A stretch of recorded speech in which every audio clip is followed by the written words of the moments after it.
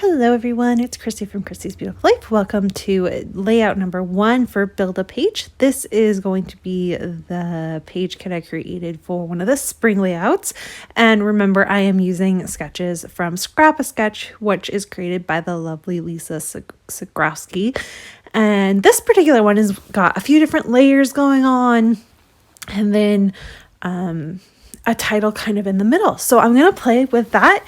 First things first, I have to figure out which patterns I want to use.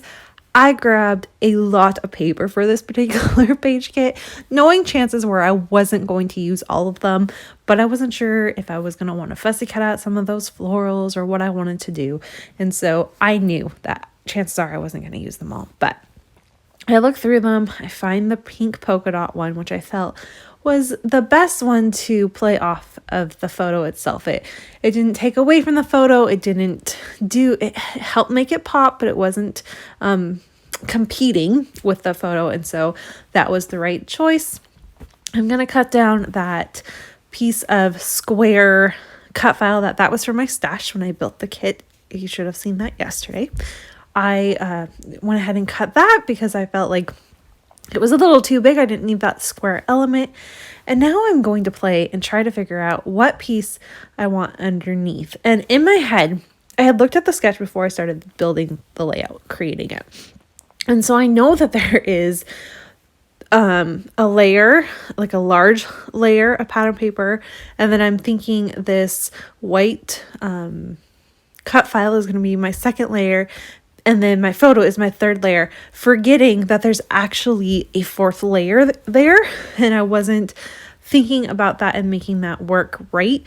I have to go off camera to kind of get that all sorted out and figure out where I want everything to go and all of that. But I'm getting the basis down of what I'm liking, what I'm hoping is going to peek through where, and just kind of the general idea of the fact that this is mostly going to be the blue pattern paper. I do try to tie in that yellow pattern paper at first, struggled with that, but you will see I am able to bring it in as a subtle kind of back mat to my photo and the cut file.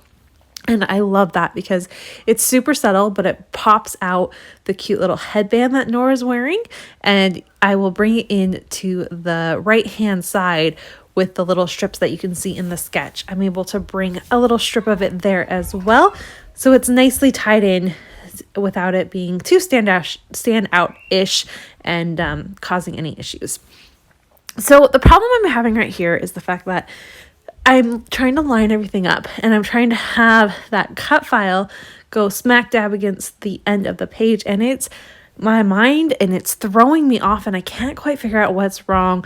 And that is when, once I figure out which papers I want and I'm happy with that, I go off camera to figure out what's happening. And really all I did was simply re-looked at the sketch, realized that they're kind of off kilter to each other and they don't need to be butt up against the actual layout itself. I'm also going to go ahead and just draw a little squiggly border with a black pen. So it's got some, it's not falling off the page. That's one thing with white cardstock. It's hard to make it look like it belongs there, and adding just a little border sometimes helps tie that all in. So, okay, we've gotten to that part. I added some fun foam onto the, between my photo and the cut file. So the cut file and this yellow layer that I was talking about, I'm going to add the fun foam there. So there's a bit of dimension going on. Now I'm going to do that off kiltering with the pattern paper that I was talking about. I do it wrong at first, but I will fix it. You'll see. It fixes itself. I realize what I'm doing. And then I'm going to play with the strips over here and do some embellishing and get this layout kind of wrapped up, thinking I'm happy with it. And at the very end, a very impactful title that you'll see. But I want to talk about this photo for a second.